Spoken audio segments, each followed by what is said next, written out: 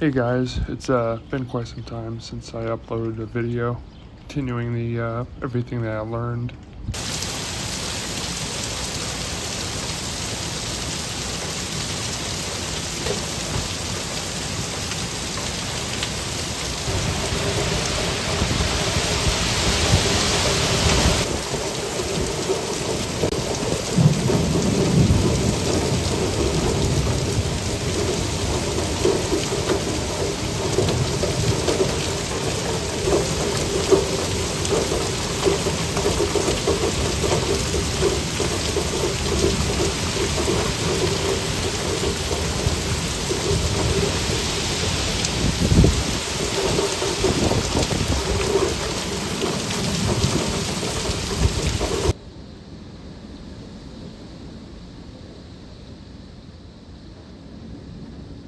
Not sure how long this video is going to be. I might just kind of skim through everything that I learned.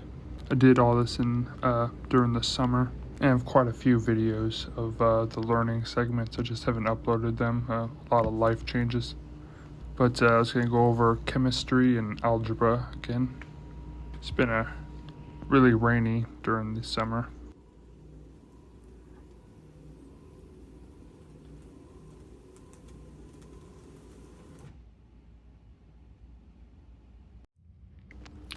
Got some nice clips of the college.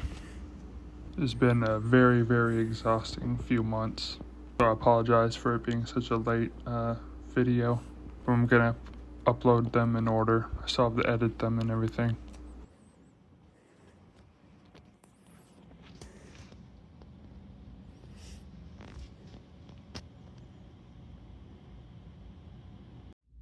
So here we will start the algebra and the chemistry, part 2. Actually, this is the first algebra video. It'll be chemistry too. Anyways, in algebra, we use symbols to represent an unknown value. The symbol could be presented many ways, usually with the letter X or Y. The symbol serves as a placeholder for a number that is unknown. The placeholder is called a value. For example, 5 plus 3 equals X. This would be basically the same as a normal arithmetic problem, since the unknown value is the answer. So in this case, X would be 8. Also, the symbol represents the same unknown value even when it's repeated in an equation. So if we have an algebraic problem where it's the unknown values is the equation itself, for example, x plus y equals 10. We know the answers, but not the equation. There's a whole range of numbers that it could be. X could be 3 and y could be 7. X could be 9 and y could be 1. X could be 2 and y could be 8. They all equal 10. However, if it's x plus x using the same symbols, that means it's the same number, same value. But if they're different values, they'll have different letters, like x plus y. But if you knew one of the variables or values, for example, if you knew x was 6, 6 plus y equals 10, then y must be 4. Or if y is 4, then x must be 6. Now we'll be doing algebraic multiplication. If no other arithmetic symbol is shown, such as a plus or minus, multiplication is the problem's default. Instead, the usual b multiplication symbol times c, it could just be written as bc right next to each other. So whenever you see two letters right next to each other without any symbols, arithmetic symbols I should say, it's assumed to be multiplication. When in parentheses, it's a group of numbers where its sum is multiplied by the other group. For example, x plus y in parentheses right next to a plus b in parentheses. Starting on the left side, 3 plus 4 equals 7, so you have 7, and 3 plus 1 is 4, and then you could take those two numbers, 7 and 4, and since they're in parentheses, you multiply the answer of those two numbers or two equations. 7 times 4 is 28. Additionally, in addition, it works slightly different.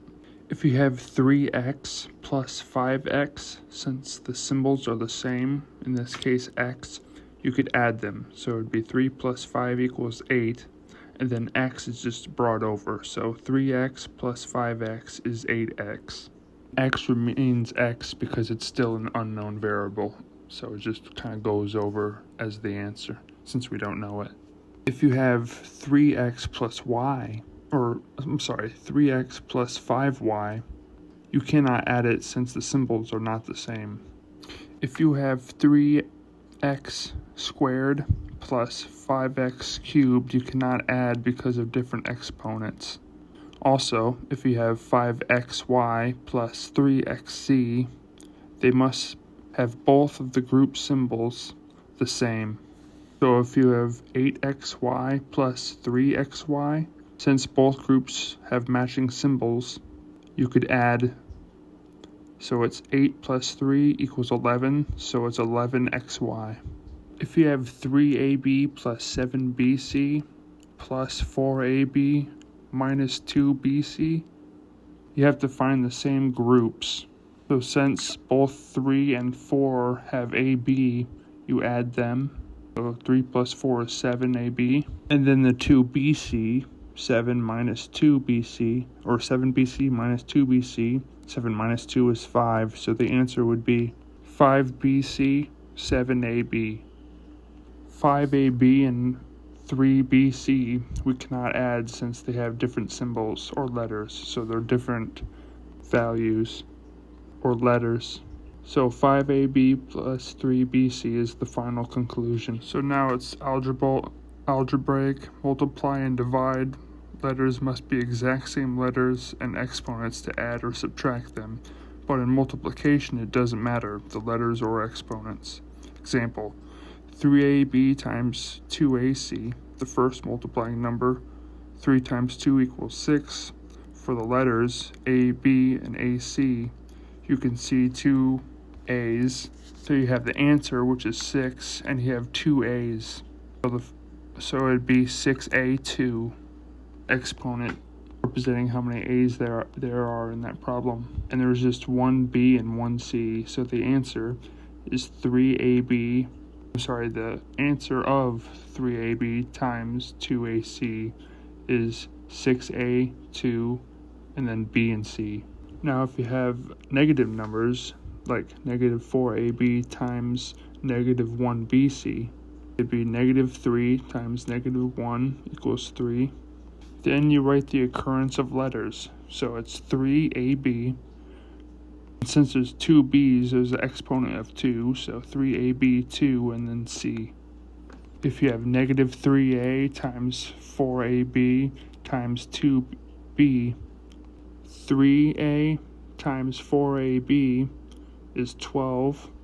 Since there's 2 a's, it's a2, and 1 b, so it's a b, so it's 12a2b as the answer. The next is 12a2b times 2b, so the final answer would be 24a2b2. So in division in algebra, for example, 4a2b divided by 2ab2 with the exponent of 2. First divide 4 by negative 2, which you get 2. Negative 2, 2 a's is on the first column on the 4a2b, and there's 1 a on the bottom. The exponents cancel out from a2 minus a2 equals a, or like 2 minus 2 equals 0, leaving just a. Another example, 10x 2 y4 divided by 5xy 6. 10 divided by 5 is 2. There are 2 x's on the top and 1 x on the bottom of the division problem. So it's 2x on top since it cancels. Also there are 4 y's, y4, on the top as well. And on the bottom you have 6 y's. So 6 minus 4 equals 2, representing the y component. So there'll be 2 y's left over. So the answer to 10x2 y4 divided by 5x y6 is 2x over y2. An algebra combo would be 4ab plus 2ab minus 2ab times 2a. So first multiply, then divide, then add, which is the order. 2ab times 2a equals 4ab. Then add 4ab plus 2ab, which is 6ab. So 4ab plus 2ab, which is 6, and 2b times 2a, which is 4ab, ends up becoming 6ab minus 4ab equals 2ab. So if we have a problem of 10x2 divided by 5x plus 3y times 2y, it'd be 10x2 divided by 5, which is 2x. Then 2x plus 2y times 2y, which is we go to multiplication first. So 3y times 2y is 6y2, since there's two y's in that equation. Now it's 2x plus 6y2 going into addition, but you cannot add these because they have different letters. So 2x plus 6y2 is the answer. You always start the problem from left to right, starting with either multiply or division, which it may be then subtraction and addition. Now I'll briefly go over what I learned in chemistry 2, which is acids and bases. Again, I'm not making these videos to teach you guys any of this stuff. It's really more of kind of going over what I learned, so I'm still totally open to correction. So first we'll talk definitions. A acid is something that gives a proton, and a base is something that takes or accepts a proton. A Bronsted-Lowry is a definition of acids, which I described, which is something that gives up a proton, which makes up an acid, and something that gives up a proton is a base.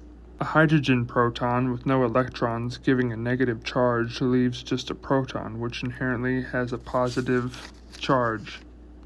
The Bronsted-Lowry definition has an acid and a base and will react to form a conjugate base pair. What gives up a proton is the acid, and what takes it is the base. Thus, the base has become a conjugate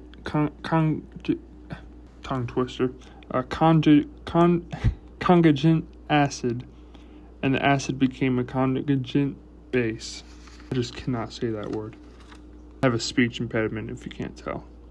And that is because the atom that gained the proton can potentially lose it again, acting as an acid, and the one that lost the proton may gain another proton, making it a base. However, the Lewis definition has a base that donates electrons, and the acid accepts electrons. The Bronsted-Lowry only applies to molecules with hydrogen atoms that can be lost as protons. The Bronsted acid and Lewis acid differ in the sense that Bronsted acid must have at least one hydrogen atom, and a Lewis acid just needs a partially positive atom. A species that acts both as a Bronsted-Lowry acid and base is amphoteric. An example of this is water, H2O, losing a proton, becoming hydroxide, behaving as an acid, or act as a base, gaining a proton and becoming a hydronium ion. The strength of an acid is proportional to the stability of the conjugate base. In water, a small amount of molecules transfer a proton from one to another. This is called an acid-base reaction. It's an equilibrium. Strong acid has a weak conjugate base, since it isn't going to easily pick up a proton or has the attraction, as opposed to a weak acid isn't willing to lose a proton and has a strong conjugate base and can easily gain a proton. Like I said, this is just a kind of a real brief overview of everything I learned so far. There's a lot of studying. Still just kind of a little bit of wasn't everything that I learned, but I just didn't have the time to put it all in the video like I usually do on the past ones. I just kind of want to get it out there and keep in touch with everything I learned so far. Thanks for watching.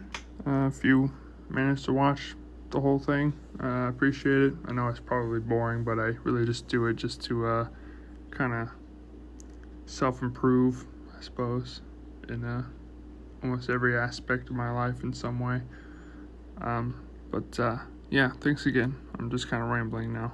I also know that I haven't put any music on any of the videos in a while. That's because my computer is kind of having a hard time working, so I have to get that fixed before I could add sound and music and things like that to the videos again, which is where I put music on. I use my PC, so try to get that up and running hopefully soon.